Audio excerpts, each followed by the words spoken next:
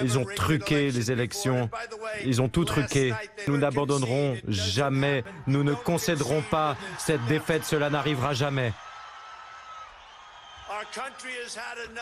Notre pays en a assez. Nous ne supporterons pas cette situation plus longtemps.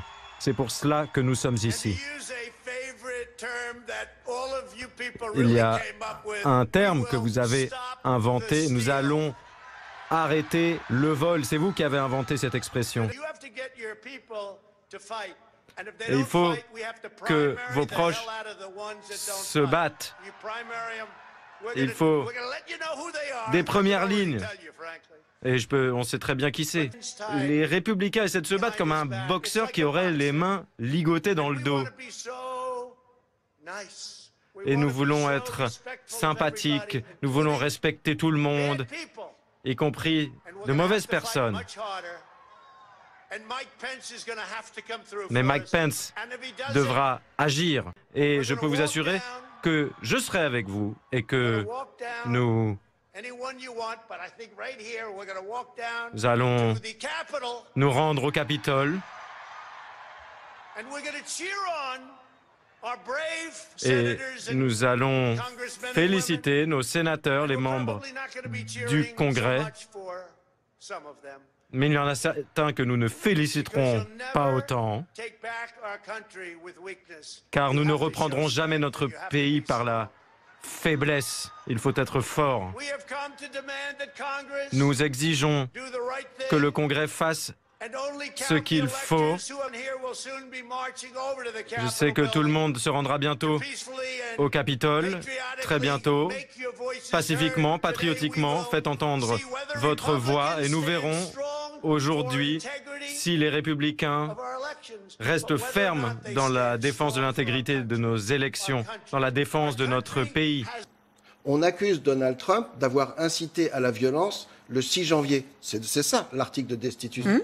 Or, le discours présidentiel du 6 janvier, il est protégé par le premier amendement. Deuxièmement, les actes... L'amendement sur la liberté d'expression, c'est ça? Le premier amendement de la Constitution défend la liberté de religion, d'expression, de rassemblement. Mais entre autres, la liberté d'expression. Le discours présidentiel est protégé par le premier amendement. Et il y a une jurisprudence qui est longue comme le bras qui soutient cet argument-là. Si, Brandemont, on en parle. Jean-Éric Bernard fait non avec la tête. Premièrement. Deuxièmement, pénalement, quand vous dites quelque chose, vous n'êtes pas responsable de ce que quelqu'un d'autre peut faire après ce que vous avez dit. En d'autres termes, même si Donald Trump avait dit à ses supporters, ce qu'il n'a pas fait, aller prendre d'assaut le Capitole, il leur a simplement dit « vous allez marcher jusqu'au Capitole de façon patriotique et pacifique pour montrer votre force et défendre votre pays ». Il n'a jamais dit « vous allez rentrer de force dans ce bâtiment ».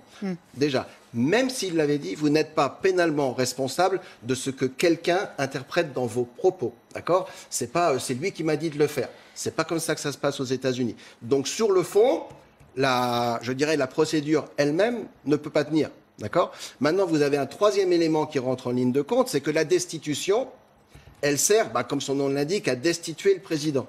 Comment est-ce que vous destituez un personnage qui n'est plus président ? Donc, ce que vous dites, c'est qu'il y a beaucoup d'incertitudes juridiques autour de cette procédure. Et pour moi, cette procédure, elle va être remportée par Donald Trump et ses avocats, et vous aurez un acquittement à l'arrivée, avec peut-être même des démocrates qui se retournent contre la procédure. Je tiens à dire que je suis en total désaccord sur le discours du président protégé par le premier amendement. Le président n'est pas là en tant que citoyen, en tant que journaliste, en tant qu'écrivain, en tant que commentateur. Il agit en tant que président. Et donc, c'est une branche du gouvernement, l'exécutif, qui veut influencer l'autre branche du gouvernement, le législatif.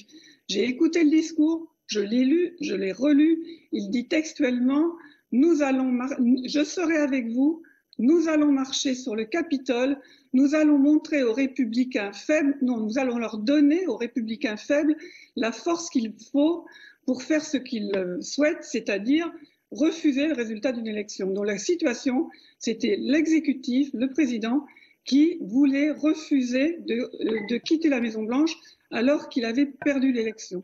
Ensuite, on ne peut pas dire que c'était particulièrement bien organisé, mais en matière de droit, ce n'est pas le premier amendement qui est en cause, c'est la responsabilité de l'exécutif. La citation. Je voulais aller dans le même sens que Nicole à propos de la liberté d'expression. Gérald a commencé à citer tout à l'heure un arrêt. Il a dit Brandebourg. En réalité, c'est bien Brandebourg contre Ohio. Mais je vais l'inviter à le lire jusqu'au bout, puisque cet arrêt explique que la liberté d'expression est totale pour le président, sauf dans le cas où ces paroles amènent à des actes criminels. Et c'est bien ce qui est reproché aujourd'hui. Alors maintenant, comprenons, on parle beaucoup de droit. On n'est pas dans le droit. On est dans la politique. Ce n'est pas la même chose. Ce n'est pas un procès civil ou pénal. C'est un procès politique, l'impeachment. Ce n'est pas une destitution, c'est un impeachment, avec la possibilité d'une destitution une fois qu'il est en place, mais en réalité, c'est une condamnation. Ça peut être beaucoup de choses dans cette condamnation. Ça peut passer pour une simple censure, un blâme, une destitution s'il est au pouvoir. Comme l'a rappelé Nicole, ça peut être une inéligibilité à vie qui est votée effectivement en ce moment-là après la condamnation.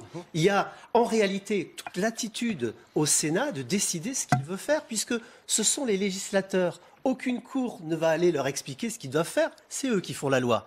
Donc il faut bien avoir ça en tête, en comprenant que le législateur peut décider de ce qu'il veut comme condamnation. La Constitution est très claire, on peut être empêché, mis en accusation, pour les hauts crimes, trahison, tous les autres hauts crimes, ou misdemeanors, qui veut dire ou toute autre chose. Et ça, c'est le Sénat qui met dans ce misdemeanor. C'est l'interprétation politique. Mais bien entendu. Et c'est là où on rentre dans la politique.